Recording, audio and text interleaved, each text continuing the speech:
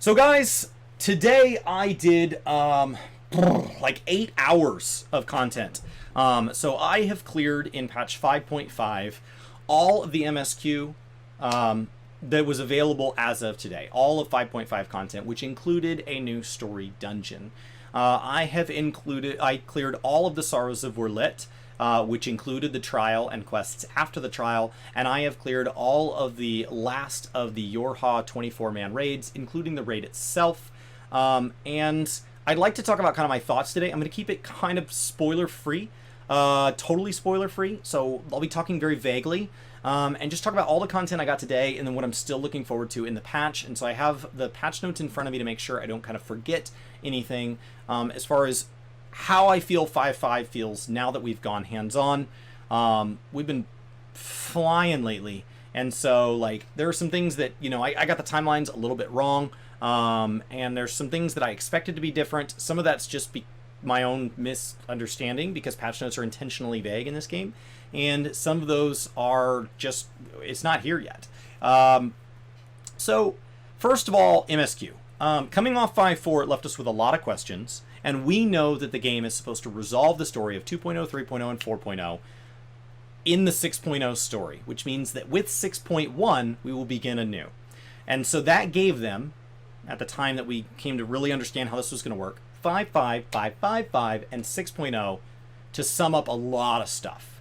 So the story closed up a lot today. It started bringing a lot of people into focus so that we can resolve any questions that we may have regarding those characters. We may start to provide openings for certain characters to mature or to be able to spin off or whatever needs to happen. So we've opened a lot of doors on how things can close, so it's not obvious, but we've started setting the scene for certain characters to begin wrapping up their story.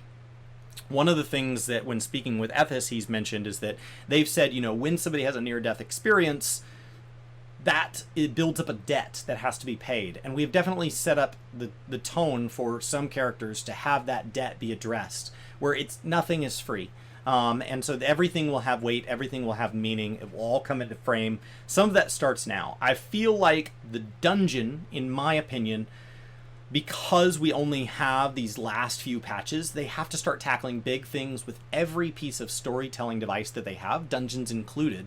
And so I feel, in my opinion, the story notes that were tackled in a dungeon are notes that any other time started to feel like the last season of Game of Thrones, where it became clear that they had a lot to deal with in the last season, and so there were aspects of it that they had to close very, very quickly. And there were aspects of the dungeon that I wish they had tackled deeper. Maybe, I don't know if Brian and I, when we record today, our thoughts on the story, if we're going to do that spoiler heavy or not. I'd love to do a spoiler heavy one at some point, but we could set that in the future. I don't know. I think for me, I wish those had been like full trial fights or something where we had more time with those notes, because I think we have to churn through this. We have a lot to do and we have very little time to do it. So that's kind of my feeling on the story. Otherwise, I'm happy with where we're going. I think they've done a great job setting the scene. We are building towards our final quest of this expansion, which I assume will be called Death Unto Dawn. We always end with the name of the patch. That's how you know you've hit the end of the 5.5 story. 5.5 story, of course, this time being in Part 1 and Part 2. And so this particular patch, so far, we have not made it to Death Unto Dawn as a quest because we have another round of quests to go with the half patch, which I assume will be roughly 2 weeks after FanFest would be my guess. That puts it like the last Tuesday in May, and then we'll have a huge gap between May and, I don't know, 6 months from now or whenever the expansion comes out. So we'll have that date, May 15th. We'll get that date officially, and we'll be able to better gauge how much time do we really have to spend in 5.5. You know, we talking a couple months? We talking a lot of months? That says, okay, how big was the COVID delay, and what does that mean for the expansion? So that's MSQ. Buckled up. Now, the next thing in the patch notes is the Yorha Dark Apocalypse stuff. That is our near raid 24-man. I will say, first of all, having buttoned it up, it reminded me how fun the fights are. The fights were phenomenal. But having done the story, both before and after, and unlocking the weekly quest, I didn't know if it would tie back into the world in a way that meant something to me. It never did. The final payoff here is something I could utterly live without. It's something that never spoke to me. I gave it a shot all the way through. I'll keep running them because I love the content. The content is so good. But the narrative behind it has just not captured me. It's not something I'm attached to. And I thought I would like the people on the 14 side of things. I thought I would be excited to meet that group, and it just hasn't.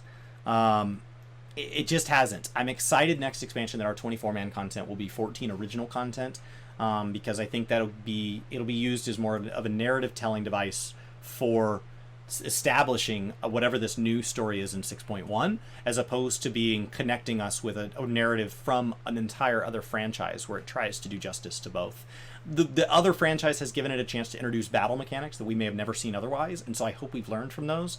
The battle mechanics were phenomenal, and it makes me wish that we had harder modes of our 24-mans to see what players, especially now that we've had Delibram Savage, to watch what players can do in large form content.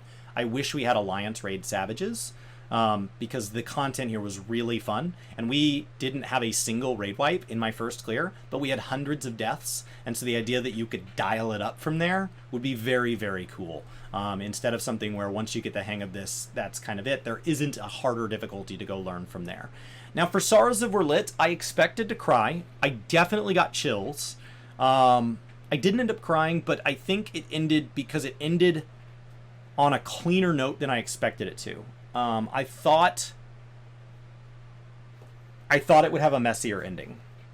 So without talking spoilers, I thought it would end differently.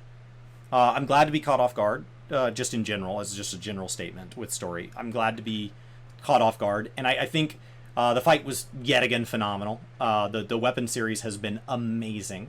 There were some twists and turns, which I expected there to be twists and turns. Obviously, I couldn't expect what they are. That's the nature of twists and turns. But we knew there'd be some because they've done that in the writing so far. And I think it set itself up nice to justify why, as a side story, it is relevant to the game moving forward. And it'll be interesting to see if that creates some story notes that can help us justify why certain characters have certain levels of involvement going to 6.0. I think that is the vaguest I can state that. But to those of you that have cleared it, I hope that all makes sense. Those of you that have never touched Sorrows of Werlyt, I will say, having completed those two things with the Alliance Raid stuff, I could live without. The Sorrows of Werlyt, I would not miss it.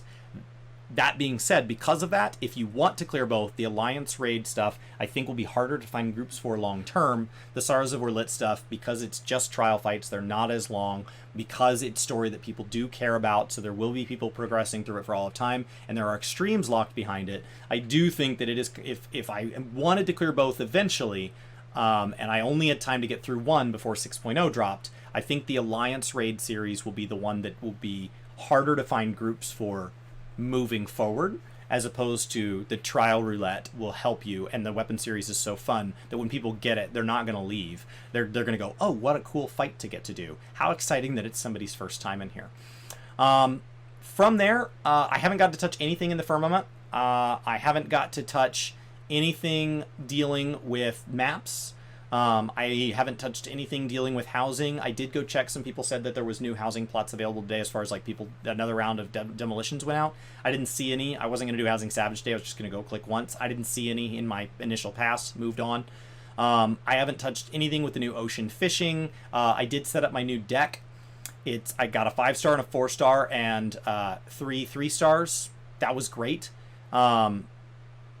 So that gets you 1 5-star. And 4 stars or higher is 2 stars. So you bring 1 5, 1 4, and 3 3s. Very easy to beat somebody that before I, may have had issues with. Now you could just, it does make a substantial difference. So if that's an issue, I did go buy the new hairstyle for MGP, which was 5,000 MGP. So very cheap. Go get your hands on that. Very, very cheap.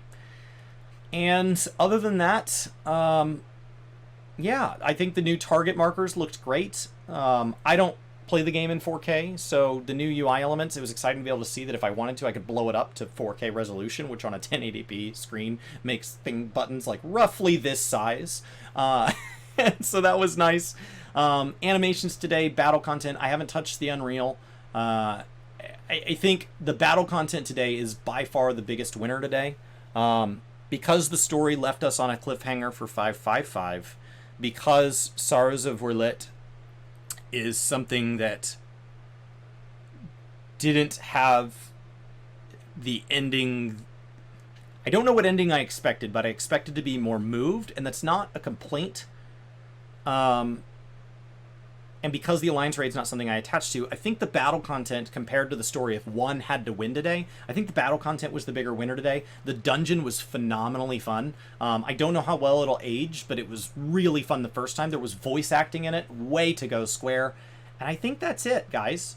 So I just wanted to kind of get my initial thoughts down on paper. I'm going to go through the Easter event tomorrow. I'm going to go through all the crafting and gathering stuff, get through the rest of 5.5, go into 5.5.5. That'll probably be the next time I sit down and kind of talk about what this patch is as a whole post FanFest and what this means moving towards the end of the game. But I wanted to just document this because this is a place that I get a chance to talk about gaming, kind of.